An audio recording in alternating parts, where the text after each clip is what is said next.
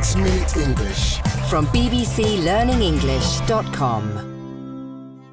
Hello, this is 6-Minute English from BBC Learning English. I'm Georgina. And I'm Neil. In this programme, we're talking about buying clothes and only wearing them a few times before buying more clothes. This is something known as fast fashion. It's popular, it might make us feel good, but it's not great for the environment. Which is why lots of people this year are pledging or promising publicly to buy no new clothes. I, for one, am wearing the same shirt I bought 7 years ago. You're certainly not a fashion victim, Neil. But first, let's test your knowledge of fast fashion with a question. Do you know how many items of clothing were sent to landfill in the UK in 2017? Was it A, 23 million items, B, 234 million items, or C, 2.3 billion items? What do you think, Neil? I'm sure it's lots, but not billions, so I'm going to say 23 million items. I shall tell you if you're right at the end of the programme.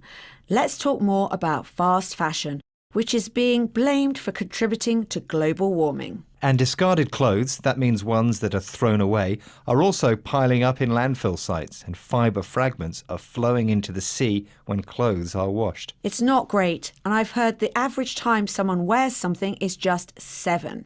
So why is this? And what is driving our desire to keep buying more clothes? I think we should hear from fashion journalist Lauren Bravo, who's been speaking on the BBC Radio 4 programme You and Yours.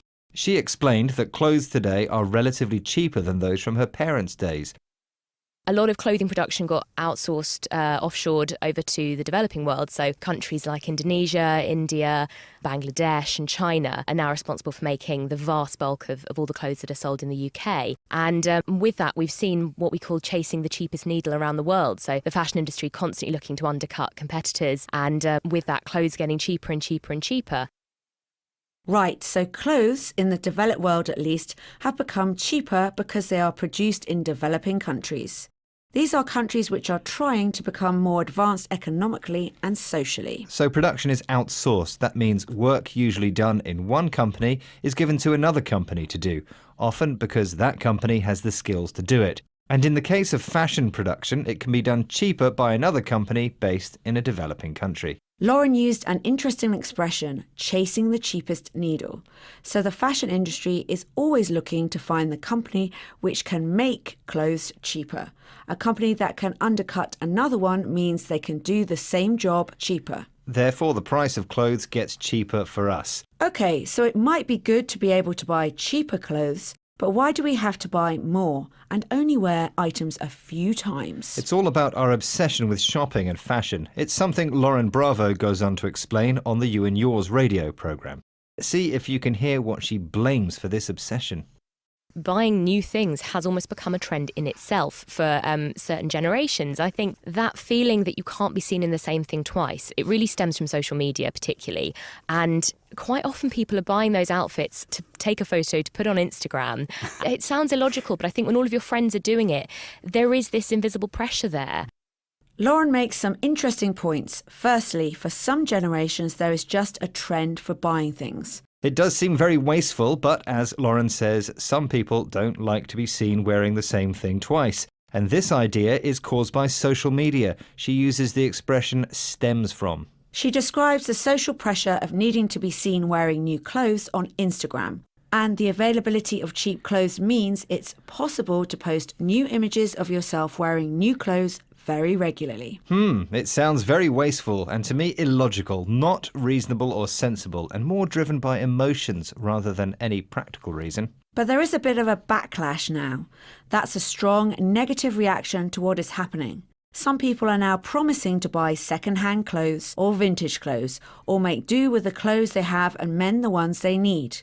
It could be the start of a new fashion trend. Yes, and for once I will be on trend, and it could reduce the amount of clothes sent to landfill that you mentioned earlier. Yes, I asked you if you knew how many items of clothing were sent to landfill in the UK in 2017. Was it A, 23 million items, B, 234 million items, or C, 2.3 billion items? What did you say, Neil? I said A, 23 million items. And you're wrong. It's actually 234 million items. That's according to the Enviro Audit Committee. It also found that 1.2 billion tonnes of carbon emissions is released by the global fashion industry. Well, we're clearly throwing away too many clothes, but perhaps we can recycle some of the vocabulary we've mentioned today. I think we can, starting with pledging. That means publicly promising to do something. You can make a pledge to do something. When something is outsourced, it's given to another company to do, often because that company has the skills to do it, or it can be done cheaper. And if one company undercuts another, it charges less to do that job than its competitor. The expression stems from means is caused by or a result of. We mentioned that the rise in fast fashion stems from sharing images on Instagram. And we mentioned this being illogical, so it seems unreasonable, not sensible, and more driven by emotions rather than any practical reason. And a backlash is a strong negative reaction to what is happening. And that brings us to the end of our discussion about fast fashion. Please join us again next time. Bye! Bye! 6 Minute English from the BBC. Hello and welcome to 6 Minute English. I'm Neil and joining me today is Dan, who's weighed down with shopping bags and wearing something very, well, strange. What's going on, Dan? Well, I was feeling a bit miserable, so I decided to cheer myself up by going shopping. Well, that's lucky because the link between shopping and mood is what we're looking at in this 6 Minute English. And of course, we'll be giving you 6 mood and shopping related vocabulary items. But first, our quiz. Online shoppers in which country spend more per household than consumers in any other country, according to a report by the UK Cards Association? Is it A, the USA, B, Norway, or C, the UK? Norway seems to come top of lots of our lists. So for that reason alone, I'm going to say Norway. Well, okay, we'll find out at the end of the show. Now, Dan, you said just now that you went shopping because you were feeling down. That's right. I like a bit of retail therapy. Retail therapy is a humorous expression which means going shopping to make yourself feel better. Oh, I do that all the time. Yes, I can see. And you're not alone. According to some research done by the website moneysupermarket.com, people are more likely to buy things they'll later regret when they're feeling sad, bored, or stressed. Well, I was feeling a bit down in the dumps, and that's a way of saying sad. Oh dear, Dan. Sorry to hear you've been down in the dumps. I only hope you don't get a pang of regret about your purchases when you get them home. The research suggests that you will. A pang is a sharp pain. We often hear it used figuratively to talk about strong emotions like guilt, regret, and remorse. You're making me feel worse, Neil. Oh, sorry, Dan. It's all for educational purposes. Our audience will learn from your pain. Remorse is like regret. And there's a good expression to describe exactly that bad feeling you get when you realise you don't really need or want the things that you've bought. Buyer's remorse. Okay. Enough about me. Let's hear from Sam, Phil, and Catherine from the Learning English team to see if their mood affects the shopping choices they make. Listen carefully. Can you hear the 3 types of things they say that they buy when they're down in the dumps? Honestly, I tend to buy food. Anything that will bring me comfort. So it can be any sort of warm drink, hot drink, but also anything kind of warm and cozy. So like a nice jumper. Definitely if I've had a bad day at work or for whatever reason or I feel terrible, tired, I am more likely to buy something on the way home. Oh, when I'm feeling sad, I probably buy a little bit of wine and often something to wear. I find that a bit of retail therapy when I'm sad usually does the trick at the time, so it makes me feel better. But I do find that when I look in my wardrobe, the things that I bought when I was sad, I never wear them. Sam, Phil and Catherine there from the BBC Learning English team talking about what kind of things they buy when they're feeling down. What were they? Food, drink, and clothes. Yes, that's right. Sam mentioned she buys food, warm drinks and a nice jumper to keep her cosy. That's the feeling of being warm, comfortable and relaxed. Catherine also mentioned drinks, this time wine, and she also said that buying clothes does the trick. That means achieves the result she intended. But what's interesting is that Catherine said she never wears the clothes she buys when she's feeling sad. That's exactly what the survey found. People regret the purchases they make when they're sad, bored, or stressed. Sounds like a case of buyer's remorse. It does indeed. Well, time now for the answer to our quiz question. I asked this. Online shoppers in which country spend more per household than consumers in any other country, according to a report from the UK Cards Association? Is it A, the USA, B, Norway, and C, the UK? And I said B, Norway. And I'm afraid you might need to go and buy some more stuff to cheer you up.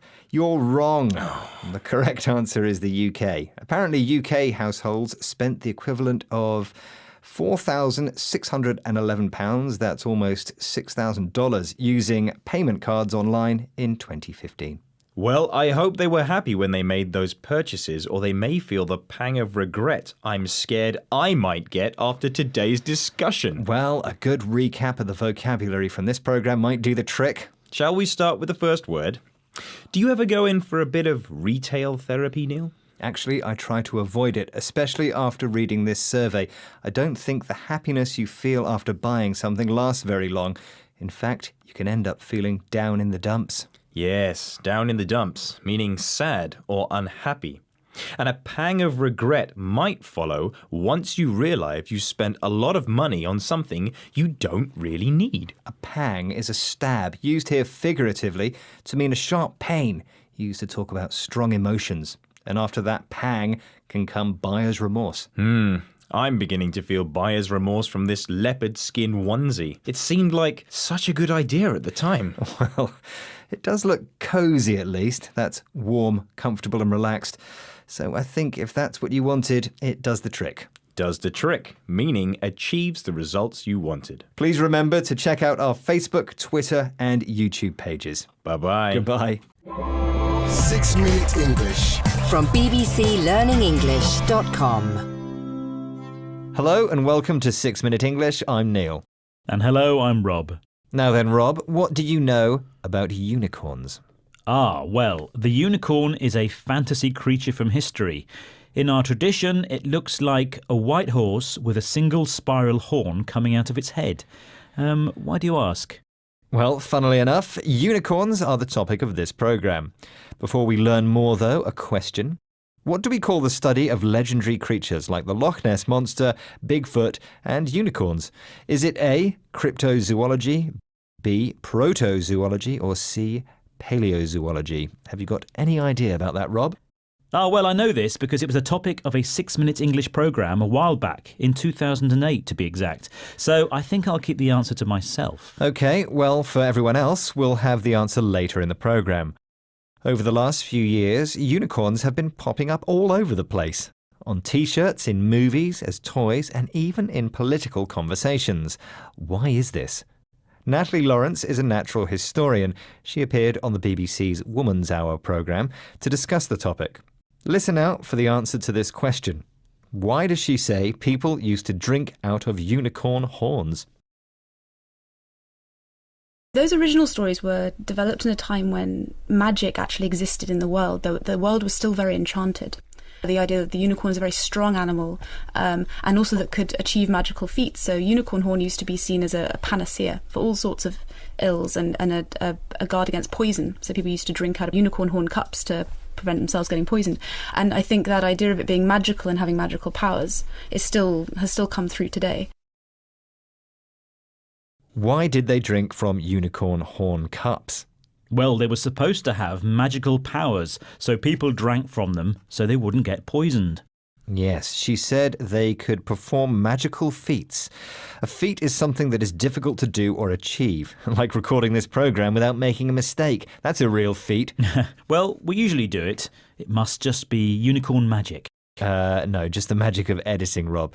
Now, she also said that unicorn horn was seen as a panacea. What does that mean? A panacea is another word for a cure, something that can protect you from illness or help you recover if you're sick. But is all this true about the unicorn horn? Well, seeing as how unicorns don't and never have existed, it's unlikely to be true. She says these stories come from a time when the world was enchanted. This means it was a time when people believed in magic and the possibility of mysterious creatures from mysterious parts of the world. It seems as if these days people are looking for a bit of magic, a bit of enchantment in their lives. The unicorn has also come to be a term commonly used in politics to refer to unrealistic ideas and plans. Why is this? Here's Natalie Lawrence again. Because it's such a potent cultural symbol at the moment, it's being deployed in one of the most pressing issues of our time as well. So, and the idea of the UK trying to be its own special unicorn potentially. So, Rob, what is she talking about here? Well, we're in a very complicated time politically in the UK at the moment. She says they are pressing times, a term which means something important but difficult has to be done in a very short time. A pressing matter is an important one that has to be dealt with urgently. Now, at the time of recording, our Parliament can't agree on the current pressing matter of Brexit, and each side says the other has unicorns. There's nothing special or magical about these unicorns. It's a negative comment. A unicorn is a fantasy idea, a plan that has no chance of working. She says unicorns are a potent symbol, which means they're a very strong and recognisable symbol. And this symbol is being used, or as she said, being deployed. This is the same word that would be used when you send a military force somewhere. You deploy the army in a military conflict, and in the current political conflict, they are deploying the word unicorn. Here's Natalie Lawrence again. Because it's such a potent cultural symbol at the moment, it's being deployed in one of the most pressing issues of our time as well. So, and the idea of the UK trying to be its own special unicorn potentially. Right, our pressing matter now is the vocabulary review. Before that, though, the answer to this week's question.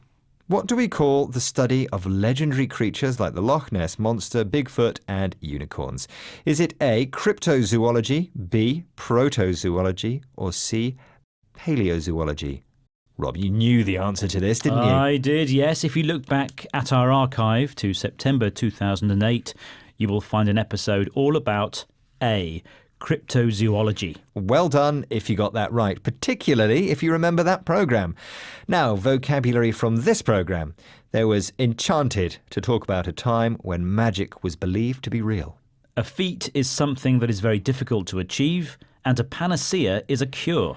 Something that's potent is strong and powerful. And if you deploy something, you use it. You put it into operation. And something pressing is urgent. It needs to be done soon. Right, that's it from us now. Hope you can join us again soon. If you can't wait, you can find BBC Learning English on social media, online, and on our very own app. Bye for now. Bye-bye. 6 Minute English. From bbclearningenglish.com. Hello, welcome to 6 Minute English. I'm Neil, and joining me is Rob. Hello. Today, we'll be discussing whether wearing high-heeled shoes is a fashion statement or a sign of oppression. And by that, I mean something you have to wear because someone has told you to. Now, Neil, whatever style of shoe you choose to wear, it's good to polish them and keep them looking shiny and new. But one man from India called Vikrant Mahajan set the Guinness World Record for polishing the most shoes. Do you know how many pairs he polished in 8 hours? Was it A, 151 pairs, B, 251 pairs, or C, 351 pairs? Well, if it was me, it would be no more than 1 pair. But as it's a world record, I'm going to go for 351 pairs. Hopefully, you'll give me the answer later. But let's focus now on high heels. Yes, it's a style of shoe worn by women around the world. But why do millions of people choose to walk on strange, stilt-like shoes? Studies have suggested wearing high heels can lead to damage to the muscles and skeleton.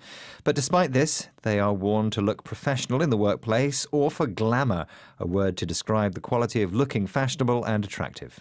And of course, they're associated with female glamour, which is something Tim Edwards, Honorary Fellow in Sociology at the University of Leicester, has been talking about on the BBC Radio 4 programme Thinking Aloud. Here he is describing why he thinks that is. Women's shoes in particular can have this kind of transformative or even magical quality. They can do something for a woman, and it's quite difficult to kind of draw parallels quite like that with men. There's a sense of which it almost becomes something slightly otherworldly. However one views it as something which is a kind of act of subordination or an act of empowerment, etc., there is a sense in which your experience is changed. You are suddenly raised 3, 4, 5, 6 inches higher. Your balance is altered. Your experience is transformed. So, he describes high heels as having a magical quality. He uses the word transformative, meaning a great improvement or positive change, so they transform or improve how someone looks. Well, they do make you taller, and that can make you feel more powerful or important. Tim even said it becomes otherworldly, an adjective to describe belonging to an imaginary world rather than the real world. Magical shoes do sound otherworldly, but Tim also mentioned that wearing high heels could be seen as an act of subordination. That's making someone do something to give them less authority or power. Well, I guess that's only if you're forced to wear them. But there's another interesting point here. Men don't have a style of footwear that can define them. Yes, it's just sandals for you and sports trainers for me. In fact, Tim Edwards says it's difficult to draw parallels with men's shoes. When you draw parallels between two distinct things, it means you highlight the similarities. But here he's saying it's difficult to find similarities. Men have nothing special to wear on their feet. Of course, there's nothing to stop men wearing high heels. Although, personally, I don't think I'd be able to keep my balance. But Tim Edwards suggests it would be viewed with suspicion. Let's hear what he has to say. I think the issue with men and footwear is that if you think of more contemporary culture, I mean, the guy who kind of wears overly flamboyant shoes or shoes which are not kind of black, brown or flat is viewed with a degree of suspicion, either in terms of his sexuality or in terms of his work ethic or in terms of his kind of general moral, his moral standards in other kinds of ways. He says that if you don't wear a regular, ordinary black, brown or flat style of shoe, you might be viewed with suspicion. Men who wear shoes that are flamboyant, that's brightly coloured and that attract attention, have their sexuality or their attitude to work judged. He mentions someone's work ethic. That's the belief that working hard is morally right. A man who wears flamboyant shoes may have a different attitude to work. Sounds like quite an old-fashioned view. It does. And let's hope people don't judge you when you go out wearing your sandals and socks. But now, how about giving us the answer to the question you set earlier? Yes, I told you about Vikrant Mahajan, who set the Guinness World Record for polishing the most shoes. I asked if you knew how many pairs he polished in 8 hours. And I guessed 351 pairs. Come on, was I right? I'm afraid not, Neil. The answer was 251 pairs. It's still quite a lot. That's 502 individual shoes. And I'm not sure if he actually got paid for doing it. Right, let's polish up some of our English vocabulary and remind ourselves of some of the words we've discussed today, starting with oppression. Oppression is when you're forced to do something by someone more powerful. We talked about glamour, a word to describe the quality of looking fashionable and attractive. Our next word was transformative, meaning a great improvement or positive change. Otherworldly is an adjective to describe belonging to an imaginary world rather than the real world. It's magical or special. We also discussed an act of subordination. That's making someone do something to give them less authority or power. To draw parallels is an idiom meaning to highlight the similarities between two distinct things. And we mentioned flamboyant. That describes someone or something brightly coloured and that attracts attention. Finally, we talked about work ethic. That's the belief that working hard is morally right, something that both Neil and I have. And that brings us to the end of the programme. Don't forget to visit our website, bbclearningenglish.com. Bye for now. Bye-bye. 6 Minute English. From bbclearningenglish.com. Hello, this is 6 Minute English and I'm Neil. And joining me today is Rob. Hello. Rob, how do you feel about shopping? Mooching around a shopping mall from one shop to another, spending money, it's my idea of hell. How about shopping online? Yes, much better. Sitting in front of the TV and browsing online is much easier. Well, that can be a problem. It's sometimes too easy, especially when we are tired, and we sometimes make purchases we regret. That's what we'll be talking about in this programme, an activity known as vampire shopping. But before we continue, it's my job to set you a quiz question, so here goes. According to the UK's Office for National Statistics, at the end of 2018, what percentage of all retail sales took place online? Was it A, 9.8%, B, 19.8%, or C, 29.8%? Buying things online is big business now, so I'll say C, 29.8%. Well, you'll have to wait a bit to find out, but let's talk more now about vampire shopping. This term refers to shopping late at night, traditionally a time when vampires appear. Most of us are asleep at this time, but sleep-deprived parents, shift workers and gamers might not be. If you're an insomniac, someone who can't sleep easily, it's tempting to open up your laptop and start shopping. Online shops are open 24 hours a day, so it's easy to get sucked in and do some shopping. When you get sucked into something, it means you can't stop yourself getting involved with something that you didn't want to do. So what you're saying, Neil, is at night, when we're very tired, we don't always think straight and can make some bad decisions. That's right. And this shopping temptation can be particularly problematic for those with mental health issues. It's something Helen Undy has been talking about on the BBC Radio 4 programme You and Yours. She's the chief executive of the Money and Mental Health Institute. Let's hear what she had to say. Our ability to control our impulse to spend and to resist things like advertising is reduced when we're sleep deprived. Well, mental health problems can have a similar effect. So the mental health problems themselves make it harder to resist the urge to spend. And they also cause sleep deprivation. So you're alone, possibly surfing the internet, and both the lack of sleep and the mental health problems make it harder to resist the things that you can see. Helen said that for all of us, when we're sleep deprived, that means not having enough sleep, we find it harder to resist the urge to shop. We're more sucked in to shopping by the advertising we see. And resist the urge means stop yourself acting on a strong feeling to do something. But this is more serious for people with mental health issues. They are particularly sleep deprived and, along with everything that's going on in their minds, they find it harder to resist, to stop themselves buying things. I suppose buying things at night, if you're alone, gives you some comfort, even a feel-good factor, doing something that gives someone a happy and positive feeling. I certainly feel good when I've bought something, but Rob, have you ever bought something you regret? Yes, bits of tech, even flight tickets to somewhere I didn't really want to go to because they were cheap. Regret is a sad feeling you get when you've made a mistake and wished you hadn't made the mistake in the first place. We all have regrets, Rob, particularly when buying things. But there's usually the option to return something and get a refund. That's true, but it's not always easy. Let's hear what Helen Undy had to say about that. We found in our research that 75% of people, so regardless of whether you've got a mental health problem or not, 3/4 of people didn't send back the last thing they bought online that they regretted. Or we found that 4 in 10 people with mental health problems didn't send things back because they were so ashamed of the things that they were buying that they just wanted to pretend it never happened. So, she says that 3/4 of people didn't send back the last thing they bought that they regretted. Maybe they were too embarrassed. Possibly. But it's not always easy to return an item, and for those with mental health issues, it can be a struggle, a great effort. Helen Undy says that sometimes they were ashamed of their purchase. Well, I think we have all bought things we're ashamed of, but while online shopping continues to expand, the temptation will always be there. Well, your question earlier was about the rise in online shopping, so what's the answer, Neil? I asked, according to the UK's Office for National Statistics, at the end of 2018, what percentage of all retail sales took place online? Was it A, 9.8%, B, 19.8%, or C, 29.8%? I said C, 29.8%. I've got to be right. Well, you're not. The rise was a bit smaller at B, 19.8%, but that's still large compared with 10 years previously, when the figure was just 5.8% of all retail sales. No doubt the figure will continue to rise.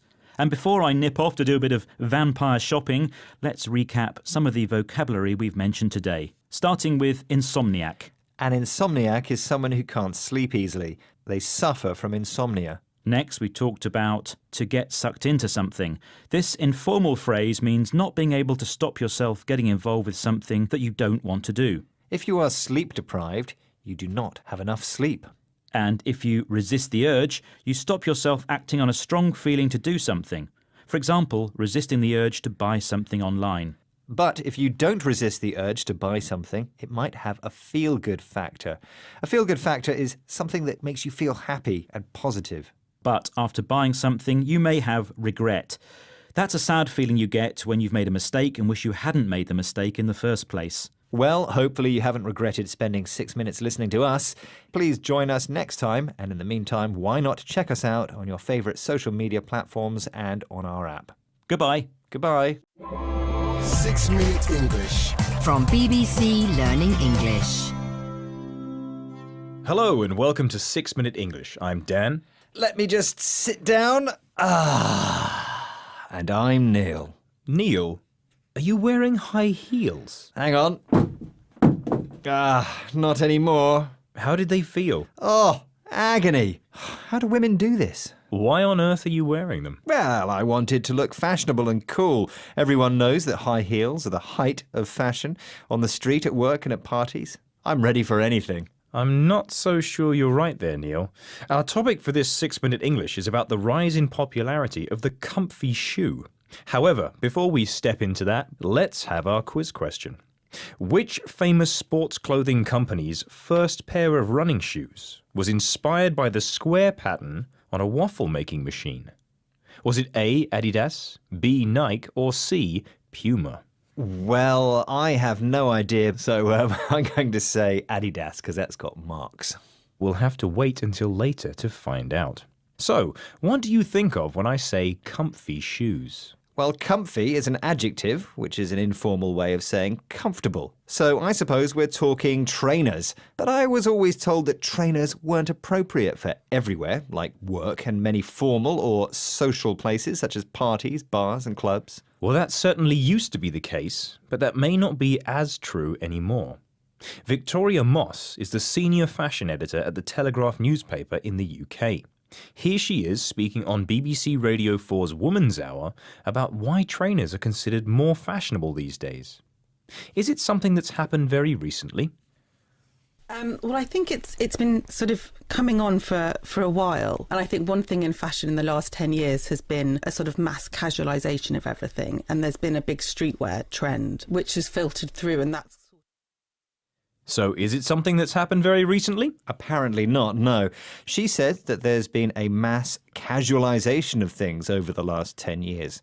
Casualisation here means the process of becoming less formal and more relaxed. More casual. Yes. Society has relaxed its idea of what is considered formal or appropriate. In addition, we're told there has been a big streetwear trend. Streetwear is a style of casual clothing worn especially by young people from urban settings. That's the city. This trend has filtered through. If something filters through, it appears or happens gradually over time. So, presumably, the trend for streetwear filtered through from its specialised area into mainstream fashion, until everyone was following it.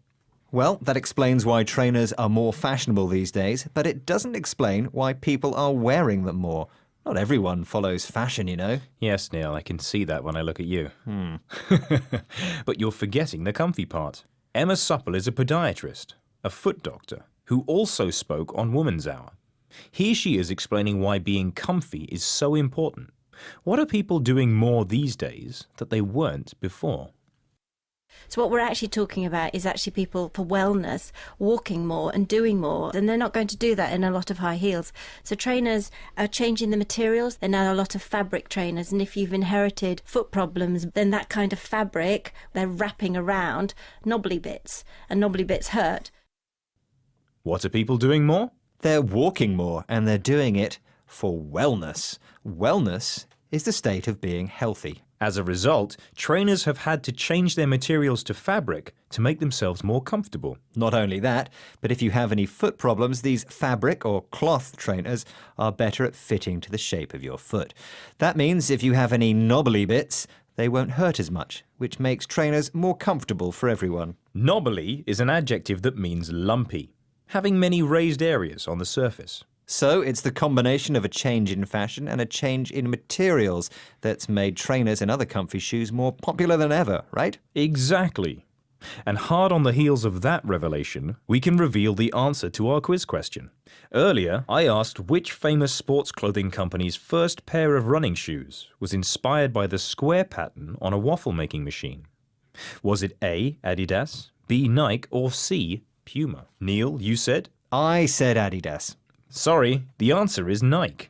In 1971, their co-founder, Bill Bowerman, was having breakfast when he saw the waffle machine, and it inspired the design of Nike's first running shoe. Let's hope it was a comfy one. Aha! It must be time to review our vocabulary.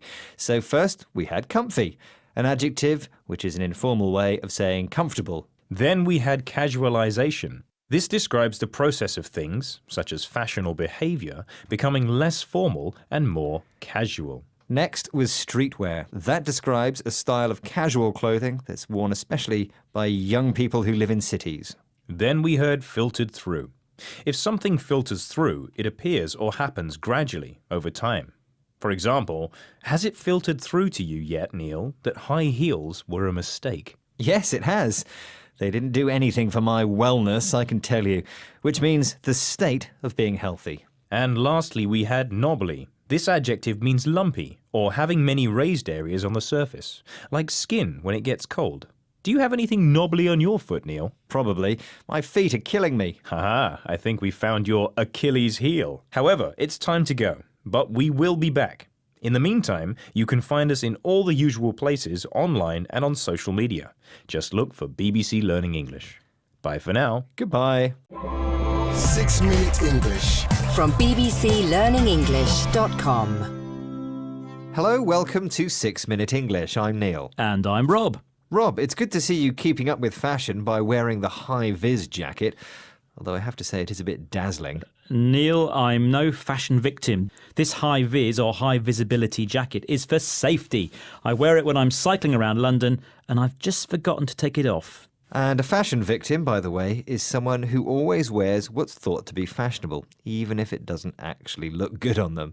But wearing high-vis clothing has become the latest fashion statement. That's something you wear to attract attention and people who know something about fashion. Well, I can assure you I don't wear my bright jacket to look cool. But in today's programme, we'll be discussing why some people do.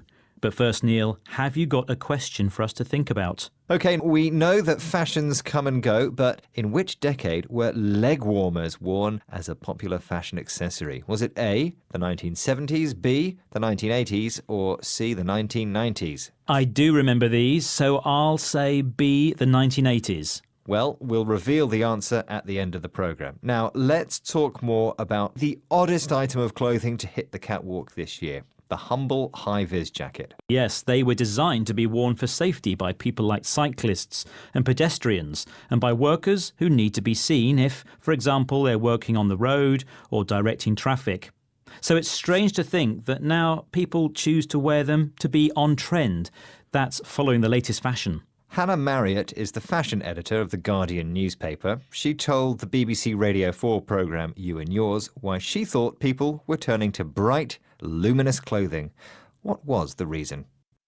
There's also just a trend at the moment for people wearing very bright things, very eye-catching things. It feels that with social media, everyone's sort of scrolling down their Instagram screens at such speed, and anything that sort of catches the eye, that seems, like a bit of a talking point or something that's going to get a bit of attention, those kind of trends are getting a bit more traction at the moment than the sort of understated cashmere jumper kind of fashion. So her reason is social media. In our fast-paced lives, we're quickly scrolling through our social media feeds, and people want to stand out, attract our attention, and be noticed. And these attention seekers need to wear something eye-catching, something that will catch your eye and be noticed. High-vis clothing certainly does that. Hannah mentioned that wearing something different creates a talking point, something that you or I may discuss at work or on social media, even if it's to say, that guy looks ridiculous. And she also mentions that people are becoming interested in and accepting these kinds of trends. The word she used was traction. Traction here means this fashion trend is starting to stick. Of course, fashion comes at a price. While an ordinary high-vis vest used for workwear is normally affordable, When they're sold as a fashion item, they can go for much higher prices, particularly if they have a designer label showing on the front. This raises an important question.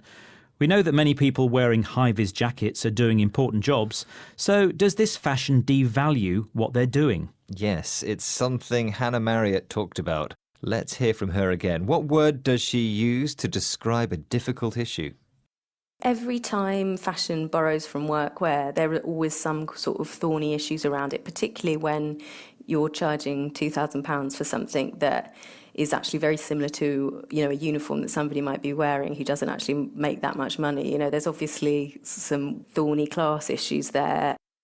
So she used the word thorny to describe the issue of things worn at work becoming expensive fashion items.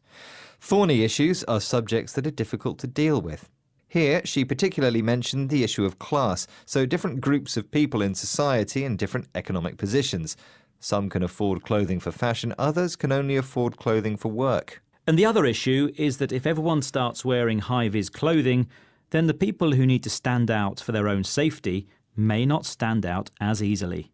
And we wouldn't want to miss you when you're out cycling on your bike, Rob. But would we miss you if you were wearing a pair of leg warmers?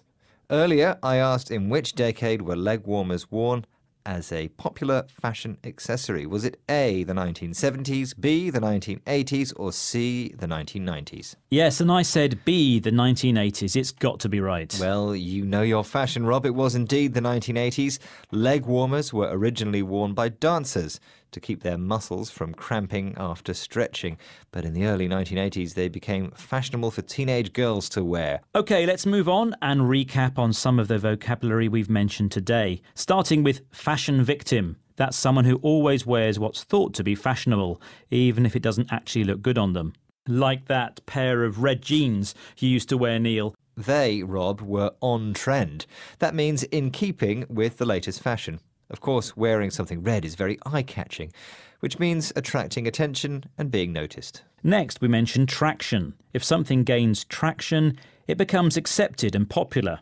And then we had understated. In fashion, this describes something that does not attract attention and is not that impressive. And then we discussed the word thorny.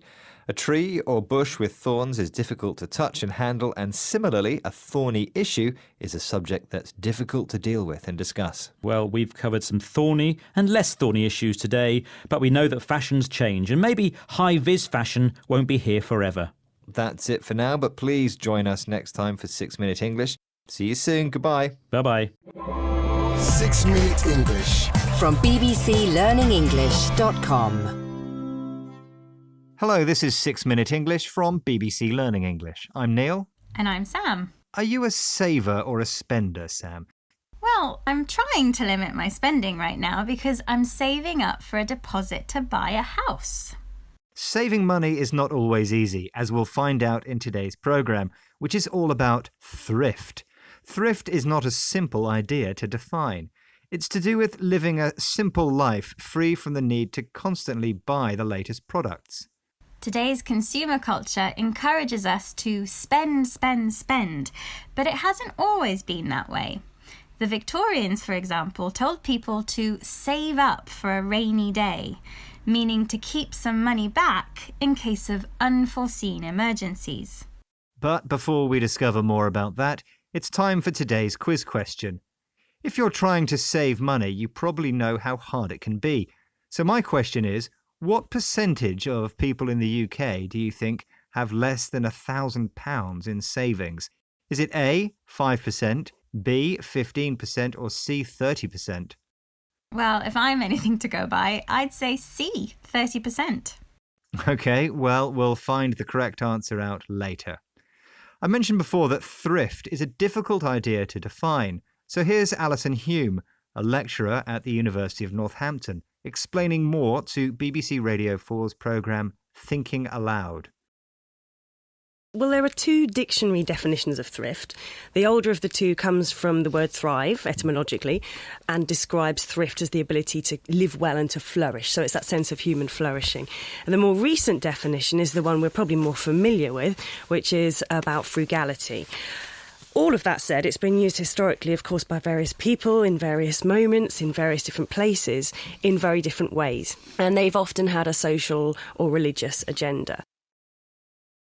It seems the oldest definition of thrift has nothing to do with saving money and is connected to the verbs thrive and flourish, meaning to grow or develop successfully. It was only later with the Puritans, 16th century English Christians with a reputation for strict discipline, that the meaning of thrift changed and became associated with frugality, being careful not to spend too much money or eat too much food. The Puritans believed that being frugal was a religious virtue and that people ought to save money in order to give to others in need. Later on, the meaning of thrift changed again. During the Victorian era, it was connected to the idea of managing your own money in order to be a responsible citizen. Throughout history, then, there have been different versions of thrift, and this may be because different religions or social groups had their own agenda, a specific aim or reason for a particular group to do something. For example, the Victorian definition of thrift was based on a social agenda about being a respectable member of society. Ideas about frugality and thrift changed again during the Second World War, when the public was encouraged to avoid waste so that every material resource could go into the war effort. And in the post-war period, it changed again as people's wealth and standard of living increased. Here's Alison Hume again. It's the idea that once people had enough to meet their kind of basic needs, there was this kind of moral slide into consumerism. It's not a view that I subscribe to in a simplistic sense myself. I think there's a very fine line to tread here. There's no point denying that certainly in the developed world there's been a rise in consumer capitalism. That's just a truism. But thrift hasn't declined. In modern times, people's motivation to save up and be thrifty declined once they had enough to meet their basic needs. The basic necessities needed to survive, like food, clothes and shelter, and nothing extra. Alison mentions that once these basic needs were satisfied, people moved away from thrift into consumerism, the desire to buy luxury products which were not absolutely necessary. According to some, this created a moral slide, a decrease in the standards of behaving in good, fair, and honest ways. The rise in consumer capitalism we have seen around the world is an example of a truism, something that is so obviously true, it's not worth repeating. What is worth repeating is the quiz question, though, Neil. Yes, I asked you how many British people had savings of under £1,000. And I said C, 30%. In fact, Sam, it's B, 15%. Oh, so I guess I'm not such a bad saver after all. Okay, well, today we've been talking about the changing meanings of thrift, an idea connected to frugality, being careful not to spend too much money. The original meaning of thrift was to flourish, grow, or develop successfully, but that definition changed as different religious groups, like the Puritans, promoted their own agenda, aim or reason for a particular group to do something.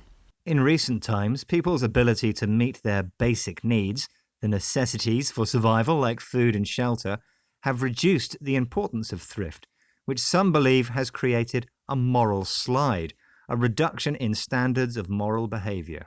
And the associated rise of consumer capitalism is an example of a truism, something that is obviously true and generally accepted by all. That's all for now. Join us again next time for more topical discussion and vocabulary. Bye for now. Bye-bye. 6 Minute English. From BBC Learning English. Hello, welcome to 6 Minute English. I'm Rob. And hello, I'm Neil. Now, Neil, how do you feel about surf and turf? Surf and turf? Ah, I love it. What's not to love? Some lobster, a juicy steak, fries on the side. Delicious. Ah, you know what you've done there? No, do tell. You've got completely the wrong end of the stick. I said steak, not stick. A juicy steak. No, wrong end of the stick. You misunderstood me. I'm not talking about the surf and turf meal, but the online shopping habit of surfing and turfing. Ah, my bad. But to be fair, This is quite a new use of this expression, isn't it? Yes, it is. Now, you probably know that surfing is a verb we use for looking at things on the internet. Surf and turf refers to when we go to an online store, select lots of things for our virtual shopping basket, but when we get to the checkout, which is the place where we pay for our shopping, we don't actually complete the purchase.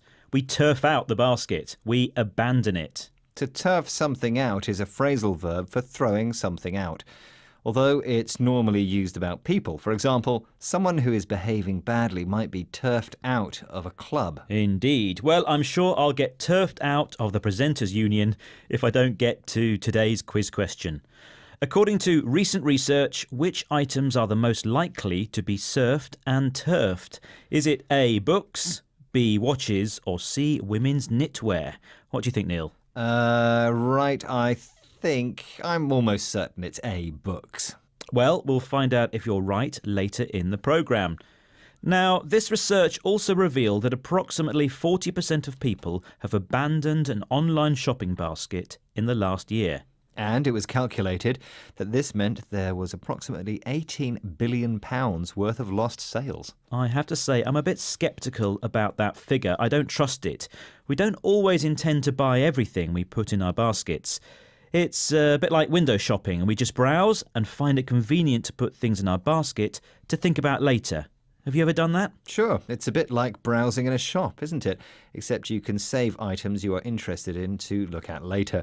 You might also make a basket in one online store, then go to another to see if you can get the same or similar items cheaper there. So I agree, I don't think that the figure of 18 billion represents a total. Some of that was never intended to be spent, and some would have gone to other stores. But there are other reasons we don't complete our purchases. For some, it's finding out at the end that there'll be a high delivery cost or that paying is very complicated. Yes, I agree with that. That's so annoying. You spend time collecting all the things in the basket, then find you have to create an account or can't use your favourite payment method, or you have to pay more to use a credit card and you have to fill out so many details. Sometimes you get so frustrated that you just give up. Exactly. And this is a subject that retail expert Claire Bailey discussed in the BBC programme You and Yours. She talks about retailers, which are the businesses that sell things. What does she say 70% of retailers hadn't done? We found that something over 70% of the retailers hadn't invested in the payment process in the last 2 years. So the technology is really out of date, whereas they have potentially invested in getting us to that page, and then they fell foul. 70% of retailers hadn't invested in the payment process. They hadn't changed the way people pay online for at least 2 years. Because online technology develops so quickly, that means that their systems are out of date. Something that is out of date is too old. It's no longer suitable. She says that companies invest in the shopping experience of their sites, but have ignored the checkout process. This is where they fall foul. This is where they make a mistake and get into trouble, and where they can lose customers. Right, before we fall foul of the listeners, let's have the answer to the quiz. I asked you which items were the most commonly abandoned at the virtual checkout. Was it books, watches, or women's knitwear? So, Neil, what did you say? I am pretty certain it's books. The answer was actually women's knitwear, not books as you thought. Well, I can't be right all the time. Some of the time would be nice. Anyway, let's have a look at today's vocabulary. First, surf and turf is an expression for online shopping without the actual shopping. You put items in your basket, but never actually buy them. It's also a delicious meal of seafood and red meat. Not if you're a vegetarian. Good point, good point. The verb to turf out means to remove someone from a place or organisation, possibly because they've broken the rules or behaved badly. For example, if we don't finish the programme on time, we might be turfed out of this studio. The place where you pay for your shopping, either in a real shop or online, is the checkout. That can be a verb as well as a noun. You check out at the checkout. The businesses that sell you things are retailers. And with hope, they don't sell you things that are out of date, because that would mean they're past their best, too old to be suitable. And finally, there was to fall foul of something or someone, which is to make a mistake and get into trouble with someone. And as we don't want to fall foul of the next team who need to use this studio, it's just time for us to say goodbye and to remind you to join us again for 6 Minute English next time. And if you can't wait, you can always catch us on Facebook, Twitter, Instagram, YouTube and our website bbclearningenglish.com, where you can find lots of useful audio and video programmes to help you improve your English. That's all for now. Bye-bye. Goodbye. 6 Minute English. From BBC Learning English.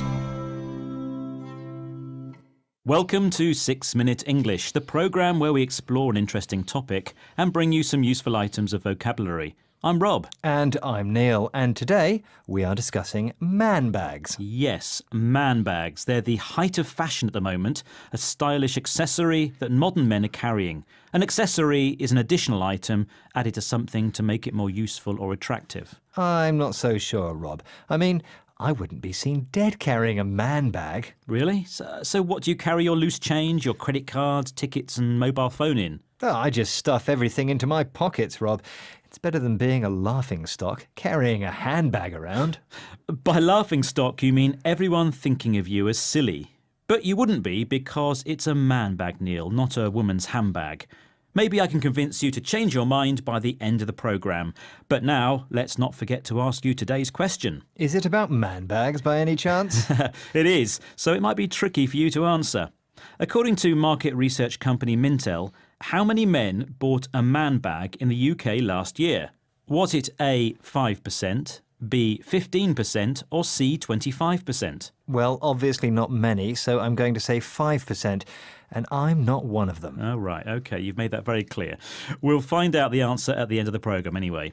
Now, let's talk more about man bags. For hundreds of years, women have carried their possessions around in handbags, so why can't a man do the same with a man bag? Maybe it's the name.